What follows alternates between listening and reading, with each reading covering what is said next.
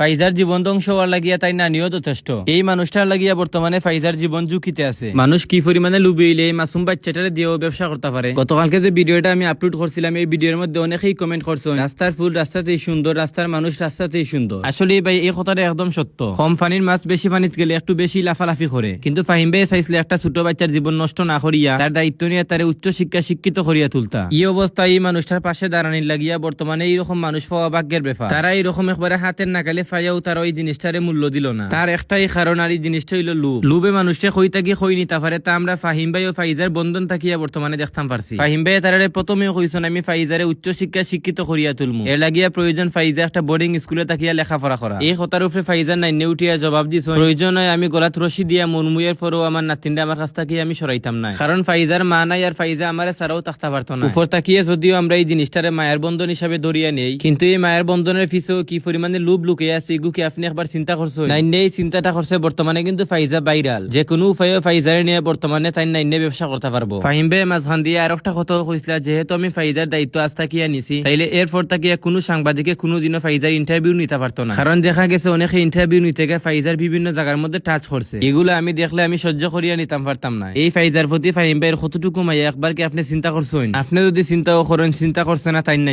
নাইনে চিন্তা করিয়া যাচ্ছে। এখন যদি ফাইজারে বোর্ডিং স্কুলে লেখাপড়া লাগিয়া ভর্তি করিয়া দেয়, তাইলে অনেক সাংবাদিক তাইরা নিউজ করতে আইতো না, এই জায়গা থেকে তারাও ব্যবসা করতে পারতো না। কারণ যে মানুষও ফাইজারে নিয়ে ভিডিও করতে আয় প্রত্যেকে কিন্তু ফাইজার লাগিয়ে একটা গিফট নিয়ে আয়, পাশাপাশি ফাইজারে অনেক টাকা পয়সাও তারা দেয়া যায়। আর এই ফাইজার টাকা পয়সা দিয়ে তারা ঘর সংসার চলে। মানুষ কি পরিমাণে লুবি হইলে এইরকম কাজ করতে পারে আপনারা কমেন্ট বক্সে হইয়া যাইবা।